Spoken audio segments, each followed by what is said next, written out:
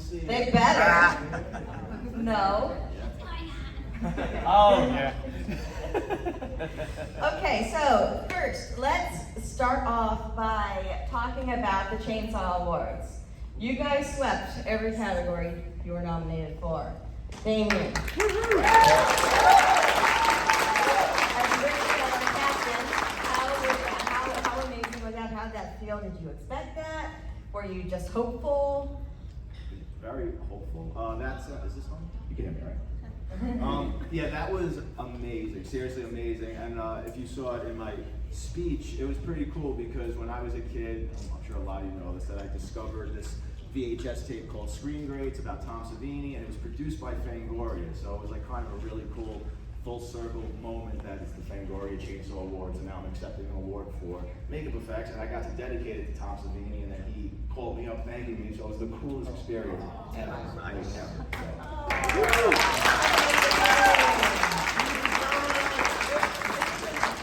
And our star, David, how did you feel about that?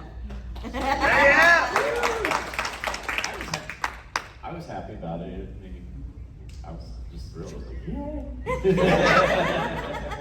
Were you like, what? Yeah, I was especially happy for Lauren for getting the award she got, because I mean everybody in this cast worked their butts off, but I think she, of course, went above and beyond. I mean, I just look at the work she did in the water tank. I'm like, that's acting. It's like you have to do all that underwater, like holding your breath, and it's just she's an amazing performer, and I was so glad that she got recognized for the work that she put into it. Yeah, and underwater acting, looking good at the same time. Like when I'm underwater, I kind of look like a drowned fish. So that's what I was thinking when I was watching that. I'm like, good job. Could not have done that better at all. All right, so this question is going to be for our entire cast, okay? We will start with David, and we will go down, and we'll go back around. And I would love to know, I don't need you, favorite memory of Damien on set. If you want to get your own favorite memory, you can. One of my favorite memories of him on set is because this man works so hard. I'm like, I know we were all exhausted, but I know he was especially exhausted because like we leave set, we can go home and go to bed and stuff like that until we have to be on set. He has to stay up and prepare things for the next day. So there were days on end where he was going probably with no sleep. We would even have to remind him just to eat at times because he's just so focused on what he's doing. And there was this one night we're filming, and he is so tired, he's just sitting there balled up in a chair. And he's just got his head on his hand. He's got his eyes closed. He's like, okay, rolling. Action. And the scene goes on. He hasn't moved. Cut. That looked great. Well, that's the thing. He also trusted the whole entire crew. If things were wrong, they would have let him know. But he had to have that little break right there just to rest just a little bit. Your brain reset. Yeah. And I thought it was hysterical to watch that happen. I was like, this is amazing.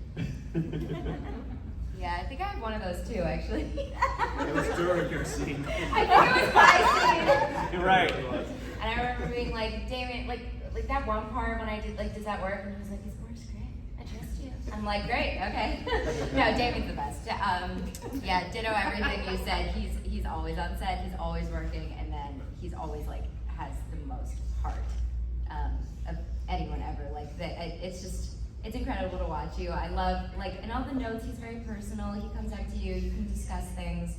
I don't know. I was gonna say that scene, so that's my scene. That's my scene. Okay, I guess. I mean, honestly, probably my favorite memory is Allie's kill scene because we spent so much time just with the prosthetics, and I don't know, it was just a fun process. Yeah, and like Damien didn't sleep.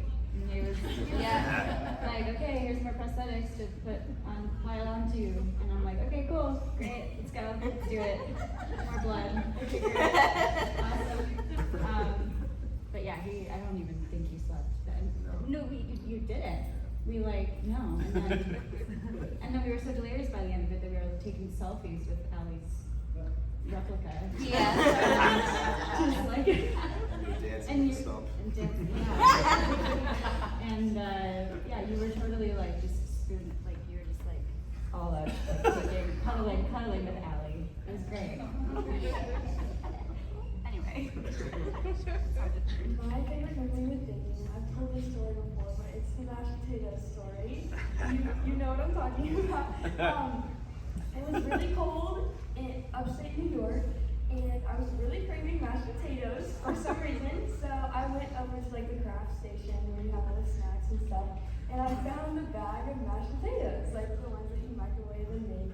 So I told my mom that I wanted them, and we cooked me up my mashed potatoes and served them up, and I was eating them, and Damien comes in and he's like, "Where are the props? We need the props." And we realized that he needed the mashed potatoes for the scene. I had eaten the mashed potatoes.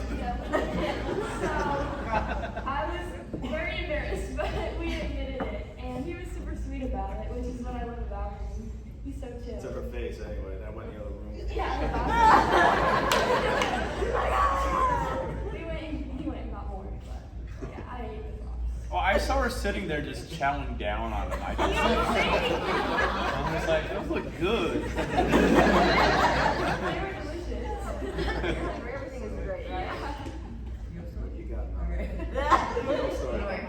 Well, I feel like when we were shooting it so long ago, it was 2015. Part one. Yeah, part one. Because I really didn't have many days on part two, but I think I'm gonna go with my gut just because most of it is like a fever dream. I don't really remember much of it. So very low budget and very cold. You're definitely sleeping for some of the scenes.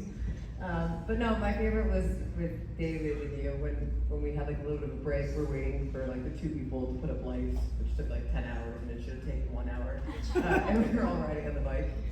Oh yeah. Oh. Because David he was riding a little bike, and then it's just nothing is funnier and weirder when you're exhausted and seeing like two grown men, full-size men, getting on a tiny little bike, like at like 4 a.m. in the morning. But yeah, I feel like that's more of like a very sweet memory that I have. But yeah, we had a lot of fun.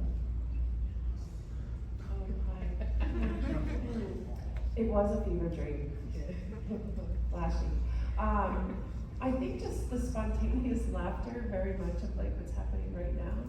There were just moments we couldn't get through scenes because someone would start laughing and then it was like an hour later. Draw. Damien can't say drawer. He says draw. Good job. Sal, open the draw. Open the draw. But I wrote it in the script. In the script. So in the script, I was like, "Are you trying to say drawer?" And he was like, "Yeah, draw." And in the script, it's D-R-A-W.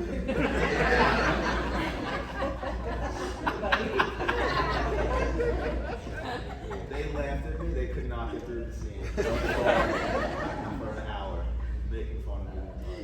Is it the kitchen scene? Yeah, that one was tough because we couldn't get through I it. got a lot of funny behind the scenes YouTube. We did lose it. It was like 3 in the morning. Yeah, that whole scene, it's lit to look like. Oh no, we shot multiple scenes that day, but it was late at night, so we had to shoot that first, and then the next scene was in the morning with the coffee, and we had to blast light through the window at like 4 o'clock. Make it look like morning. Yeah, It's tricks. it was fun. Anyway. My favorite part was the Come Cafe scene because I did not know what I was going to be doing when we got there, and when we found out about the Come Cafe scene and how it was a dream and everything.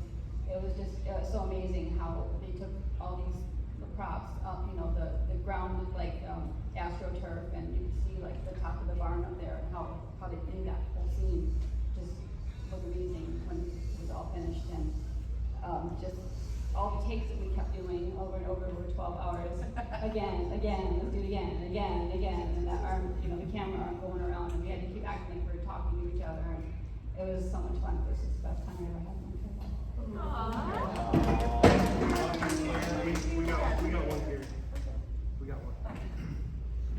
And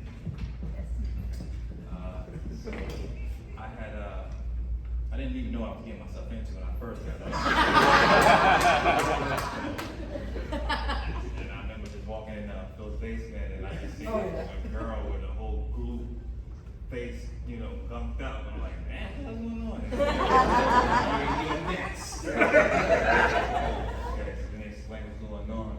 So we finally shoot or whatever, and I'm trying to dial, regularly. He's like, more. Even big. And I know I'm dying.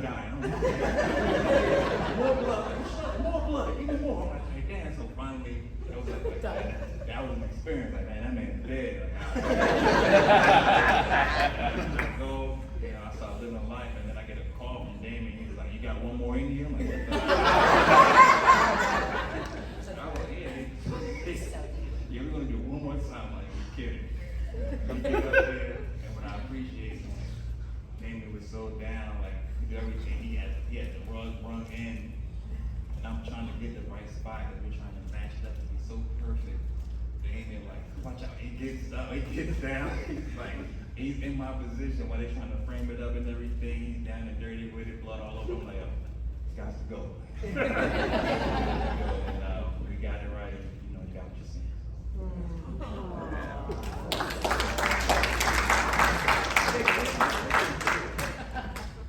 Yeah, to piggyback off his story, I walked into Phil's basement. Damien's gonna do my head cast, and thankfully he didn't tell me how long that was gonna take, because I would have probably said no. I had goop all over me and 2 holes to breathe out of my nose, and I think I fell asleep, thankfully. But if he would have explained the whole scenario, I would have probably panicked. So he knew what he was doing. But y'all don't know, like in the Clown Cafe scene, we were all getting blood shot out of us. Like most of the time, Damien was down on the ground with a blood tube in his mouth, spraying blood out. He wasn't over there like sitting in a chair behind the thing directing. Like he was down and dirty, like Jonathan was saying. So, but we went back up to reshoot the my head scene, and the barn was like 10 degrees, and Damien with being a perfectionist and his vision, we did that like 3 or 4 times, and I just remember like on the last 2, Phil, because every time my head cast would get full of blood, and Damien would have to wipe it all off and repaint it, and finally Phil at the end, he's like, get the fucking shot! Get the fucking shot! It's so cool! Get the fucking shot! It was so funny. So anyway, I appreciate everything. So before we get to our next panelist's answer, we didn't get to give her a proper welcome. So can we What is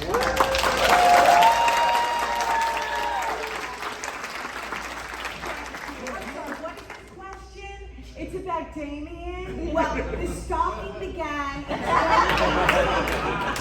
I remember it well, and that's why I'm so many feet away from him.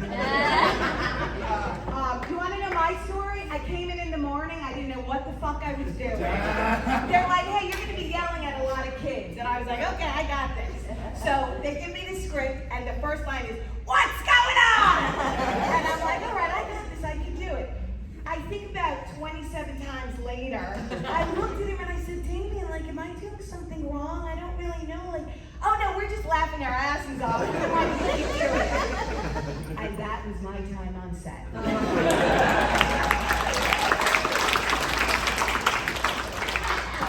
What's up, everybody? Here we go.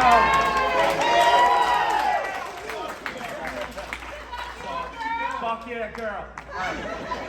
So here's my story. We should have called. I flew into New Jersey.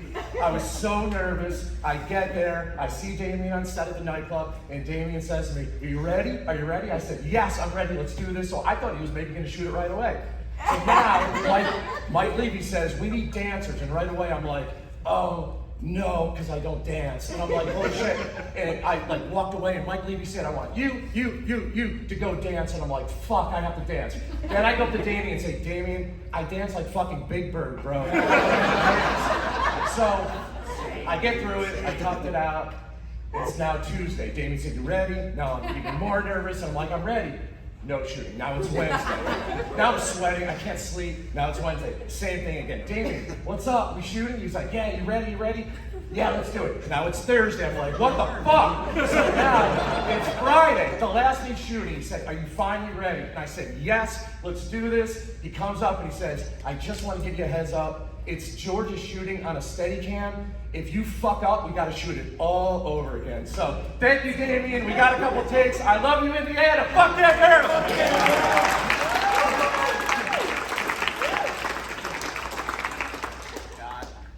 Okay, so my story goes like this.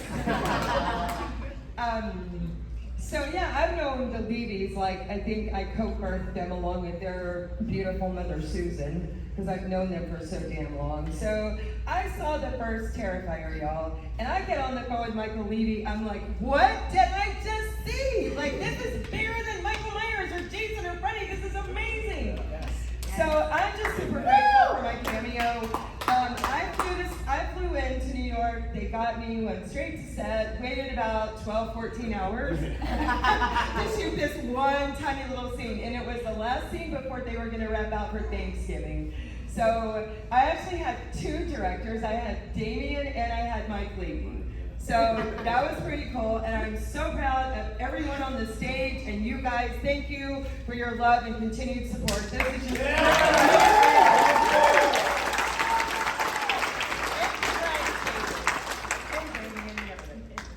I have one more question for Damien before we turn it over to the audience.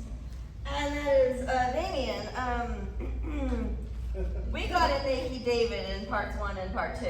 Are we going to get a Naked David in part 3? No spoilers. But we will be waiting. I'm sorry. You love it! No, you don't. Pop the cord. That's why people are puking and passing out.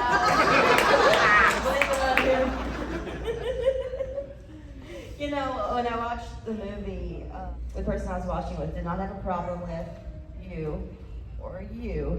They had a problem with you. They were like, oh no! What's wrong with you, Summer? You scared them more than Indianapolis did. Just so you know. Good job. All right, audience questions. Yeah, I was curious because I know he's a director, but for a casting director, how do you apply for to do an audition? So how do you audition? Right now, do your De Niro impression. Right now. There you go. I'm just kidding. Knock our socks off. Let's see. Yeah, you're on the spot. Go ahead. This is your audition. If we do announce it, it's going to be in the Art the Clown Appreciation Society Facebook page. If you see an online casting call, so just follow that page. Art the Clown Appreciation Society on Facebook. I'll look it up. Goals. We have a banner. We have a banner, and you can put your camera on it, and it'll take you right to our page. Oh, okay, thank you. We're fancy. Lady in the front, yeah. Was it fun or was it scary? That's a good question. A lot of people always ask me if it's really scary making a horror film. And I will say that it really depends on the people you're working with, I think. Because everyone here, my introduction to everyone here was just, first of all, David reached out to me you messaged me and were like, welcome to the Terrifier fam. And I was like, okay, so he's not a method actor, good. I was like, we're gonna meet David first before we meet Art. So, and everyone was just so fun and supportive, and just, everyone was having such a good time that we were able to joke about everything between takes. And I really think that if you don't have a sense of humor horror could be really too intense. So I think that the people made it very not scary to film it. Yeah, filming the actual scenes, the prosthetics are really scary. Seeing myself on the ground mutilated is pretty scary. That's a little bit of an out-of-body experience. Do you remember my first day on set? I'm talking to my mom on the phone, and it's not my turn to film, so I'm like sitting in our sort of green room, and I'm talking to my mom, and I look up and I see his face. He's like in the window like this, and I just like scream bloody murder.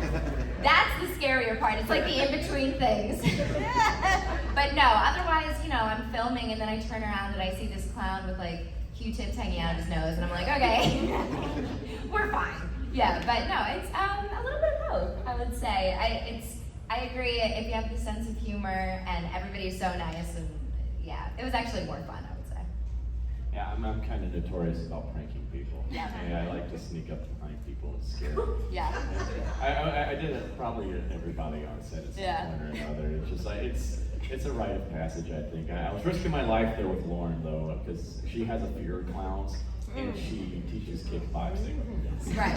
I was risking my life, because she would be talking to people, and I would just stand behind her and just stare at her, and she would just turn around and like right in her face. I did it a lot. I'm still alive so far. We'll see how that goes in part 3. Yeah. Michael Levy was actually making me laugh because he was telling me, don't laugh, you're being killed, you're being shot, and then David was standing and get a water bottle and shoot me like that. He didn't have the actual Tommy gun. What are we talking about? It was both. I don't know what they're talking about. I did not find David scary at all. No, it was a lot of fun. We had, at least on the first one, we had a lot of fun. Oh, boy. There was like too many videos that weren't allowed to get circulated because we were afraid it would ruin the whole franchise of the movie. Especially with me wearing the boobs. Yeah. You kept reminding me that night that it was extremely cold. Yeah. So maybe that was the scary part. No, we had a lot of fun, and I think that you had a lot of fun scaring people who didn't know we were filming. And I remember we were in a warehouse. Was it the warehouse where you would stand in the window? Yeah. And then like people, it was like random people when you would try to, yeah. Let me explain this one. Some might have heard this. But there was a night, it was when we're actually filming Tara's death when she gets shot in the face. So I was just waiting in the green room, and it was this scary building that we were filming in Trenton, New Jersey. And it's like 3 o'clock in the morning maybe, and there are these two ladies having like a very Jerry Springer argument on the street outside. And I was bored, so like, I'm gonna watch this, and I forgot how I looked. And I had blood all over me. And I just look up and see this bloody clown staring at them from this window in this really scary looking building anyway, and I'm like, hi! And they go running off screaming, and I thought that was it. About 10, 15 minutes later, like Damien and Phil and George and they're all coming in kind of giddy and everything, like kind of giggling, and they're like, hey Dave, we got someone here that wants to meet you. And I'm like, well, who's gonna come meet me at 3 o'clock in the morning, 4 o'clock in the morning here in Trenton, New Jersey of all places? I'm like, okay, cool. Cool, I'll meet him. And there's like this garage door that rolled up and stuff like that. So they're like, just don't come out till we tell you. We want to surprise you and surprise them. I'm like, oh, okay, cool. And they're like, okay, Dave, come out. So I'm like rolling up the garage door, and I come out, and there's about 15 of New Jersey's finest in full-on riot gear. And my butthole puckered. I was like, oh God, this is where I die. And it's just silence. And I'm like, oh God, this is definitely where I die. Oh my God. And I just kind of squeak out this little like, no, what's up, guys? And it's still silent. I'm like, okay, I am going to die. And then they just all start laughing their heads off. And go, yeah, if you were the first one that came out here, you would have gotten shot on sight. And I'm like, yeah, I believe you. I believe you. Because what would suck was we had our porta potty right out there. And I'm so glad I had not been in that porta potty when they arrived. Good boy. But the best part was there was one of the cops that was deathly afraid of clowns. And they're all just like, hey, Johnny, come over here to get a picture with you. He's like, no, I can't do it. Like, you've got like a grenade launcher on you. I think you're gonna be okay, but I can't do it again. And then like another one of them, because we were telling them we're shooting a scene where we're using a gun and stuff like that. Like, oh, okay. And they're like, hey, You guys need like a body or anything like that? We got a few down at the station right now if you need one. And I'm like, where are we shooting? That was a fun night. But I'd like to do that at times. Like when we're filming it, Abracadabra in part 2, we're racing the sun at this point, and so it's like sunlight was coming through, people on their way to work in New York City, and it's this part where I go over and change the sign over from open to close. And while I'm doing it, one take, this one guy was walking by and stopped and saw me in the window, and he just stops and freezes. And I just went along with it. I was like,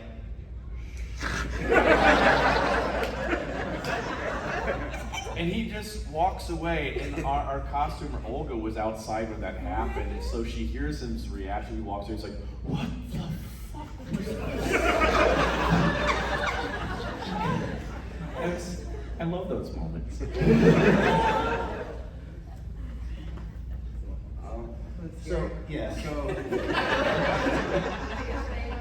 It's never as scary filming it as the final product, because filmmaking is so technical, and it's mainly this. It's everybody just sitting around joking, talking, while cameras and lights are being set up, and then when it's time to shoot the scene, it's just a little tiny puzzle piece, like you shoot it like a giant puzzle. So you're only filming for like 20 seconds, 30 seconds, unless it's a long dialogue scene, then you'll shoot the whole thing. So it's all these little tiny pieces, so you don't have really time to get scared of Art doing his thing, and there's no scary music, there's no sound effects. So it's not until you put it all together in the editing room, you put the music in, and that's when the bedroom scene becomes the bedroom scene. But if you're watching it, it's just technical work that you're trying to do piece by piece. So it's all very fun.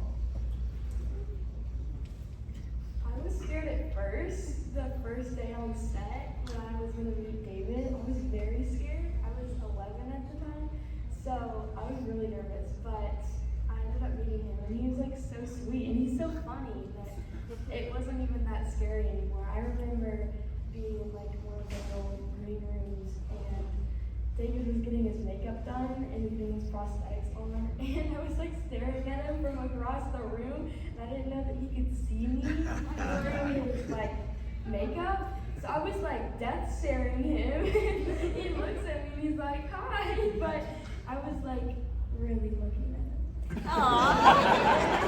But yeah, he's so sweet. I love him.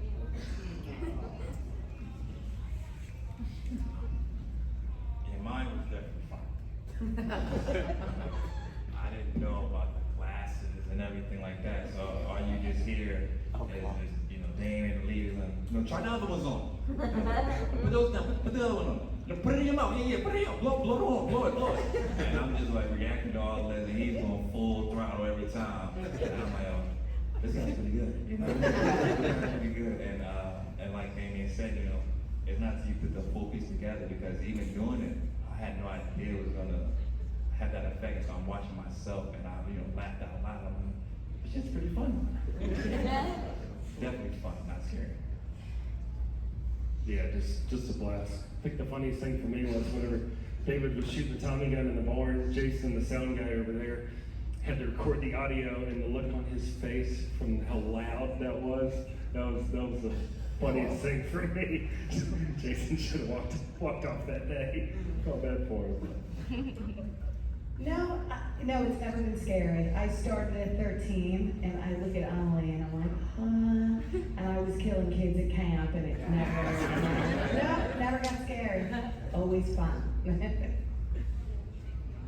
The only thing I was really scared about is that my mom, who's 75 years old, was going to go see the movie, and I got really nervous, and we just lost my dad at the time, so she was just like, I have to go. Damien sent her a video and said, I just want to pre-warn you ahead of time. But the one thing that was super awesome is I said, just remember, like, this guy and all his crew, they're making these effects. They're making the blood. So she went in like that saying, wow, that was so cool. Like, Damien and his crew did that. So it eased the pain for her, and she loved it. She watched it probably 10 times already. So.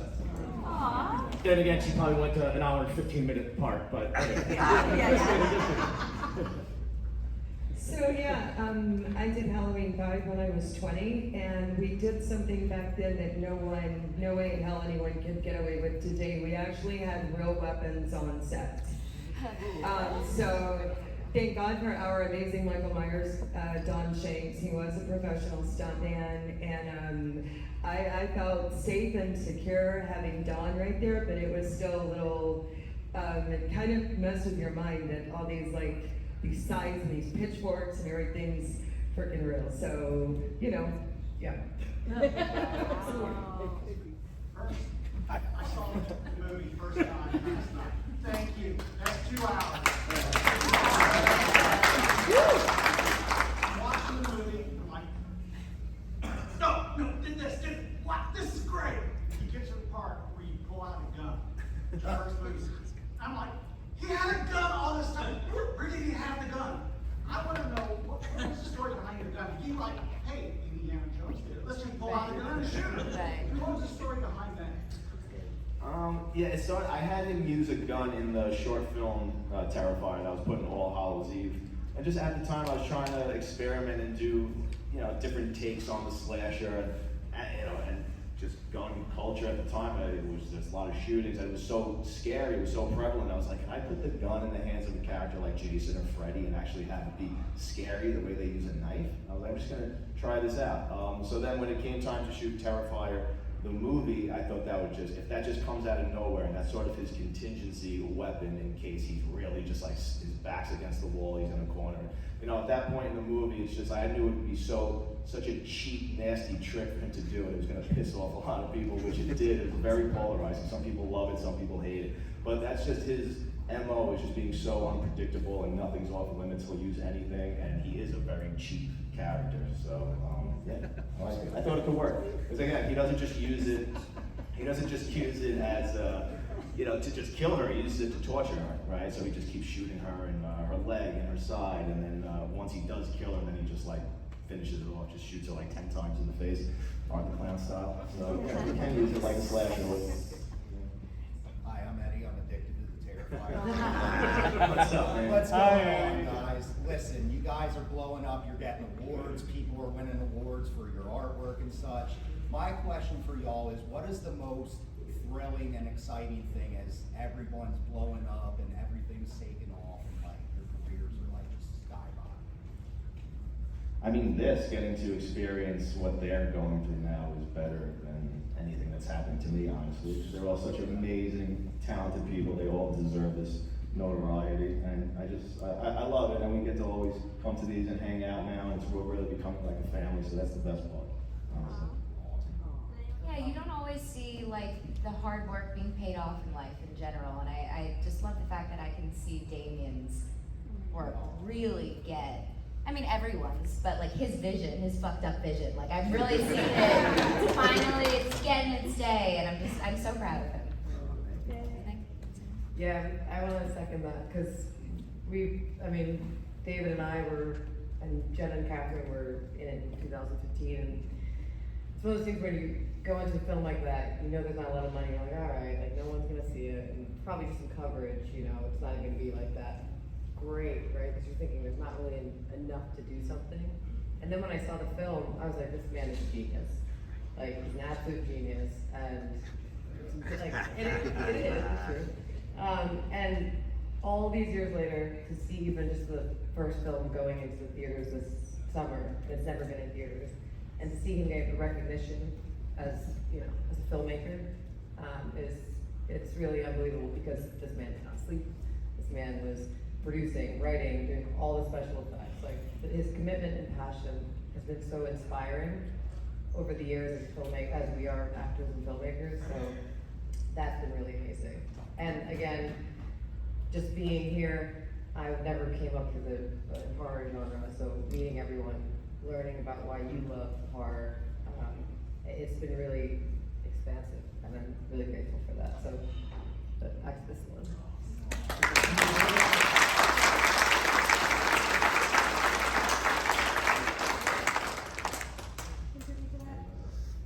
I just want to say, Damien is unbelievable. He's it should be also not only art appreciation, but Damien Leone.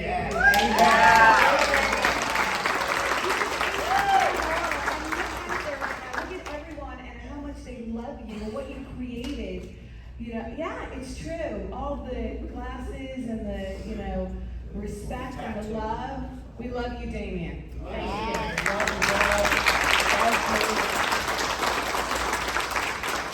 For those of you who have seen people walk up to you with tattoos of you on them, how was that? How was that experience for you, little Emily? Have you seen that yet? It's crazy. I just saw, because I've seen photos of him, but this is my first convention where I've seen him like in person, and that is crazy. I never went into this thinking that it was gonna get the reaction that it did, and I'm so happy that it did. And I'm just like, I don't even think it's registered that like people are putting my character on their body forever. Like that is permanent.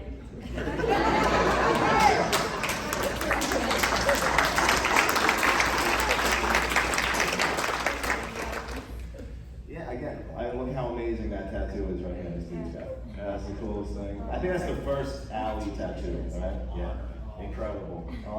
Again, literally, like she said, none of this ever really sinks in. Every time I see one, it's very surreal, and it's just the coolest honor ever. You know, my little like 7-year-old horror fan inside just goes crazy every time he sees that. So it's the coolest thing ever, and we're so grateful, so honored to be in this position, and that's why we're always just going to keep trying so hard not to let you down, and the next one's going to be fucking amazing.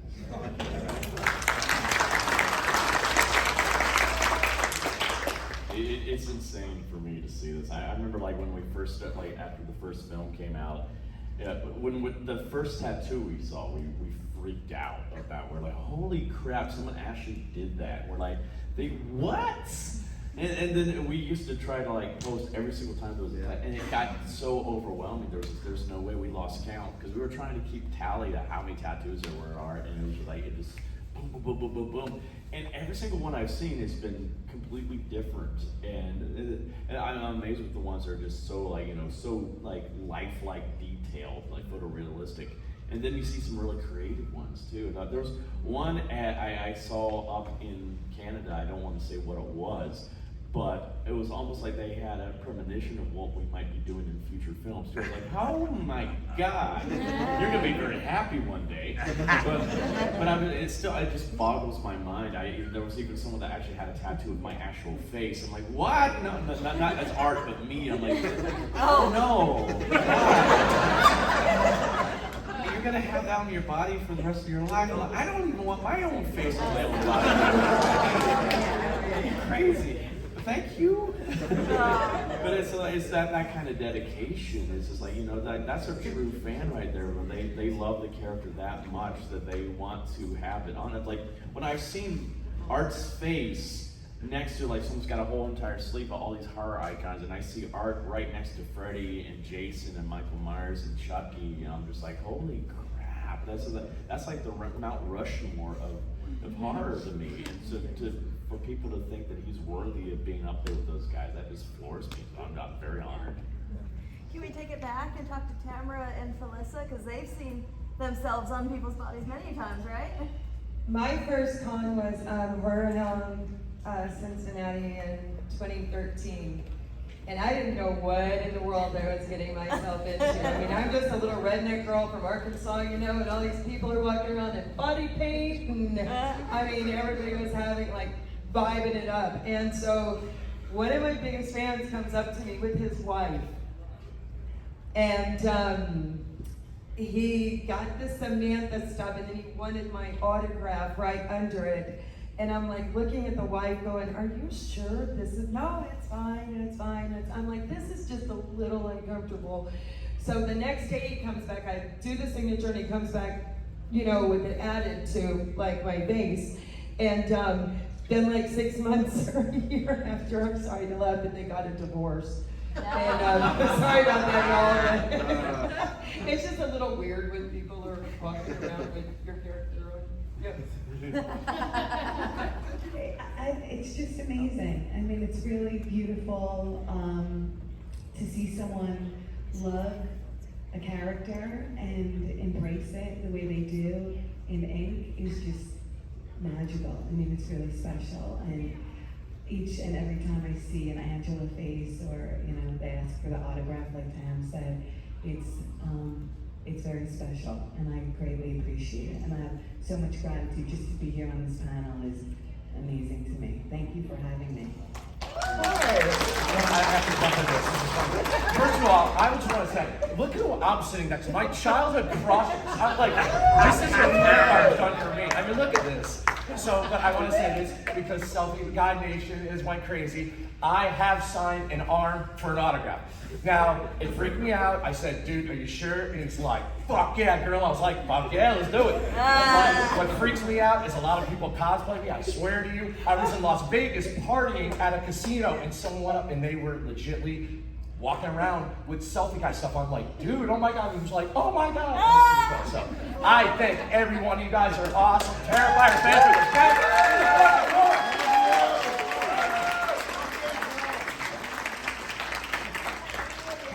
Members seen ink of your characters? Oh yeah. Yeah? Good. Yeah? And how is that for you? I mean, it's awesome. I mean, I have tattoos. I fucking love tattoos. I think it's I don't know, it's a representation of who I am, and it's always an honor. But it's an honor playing the character. It's an honor being a part of the Terrifier family. Yeah, and yeah, it's awesome. Yeah. Not weird. Sick. Can't wait to see more one day. Ollie, what did your parents think about when you were cast for this role? My mom gets asked this question all the time. Everyone comes up and they're like, why did you do this to your child? I mean, a lot of people think that I was involved in a lot of the gore, but when we filmed it, like, I didn't see anything. Damien was good about, like, not putting all that around me, but yeah, my parents are really supportive of it and always there for me and flying me out to these conventions. My mom's like always right beside me, and even when we were filming in New York, she was right there. So yeah, very, very supportive. Both of them are.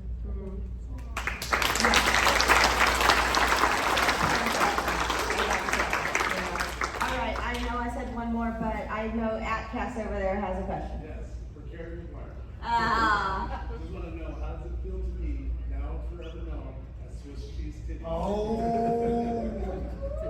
It's pretty amazing, actually. It's pretty amazing, thank you.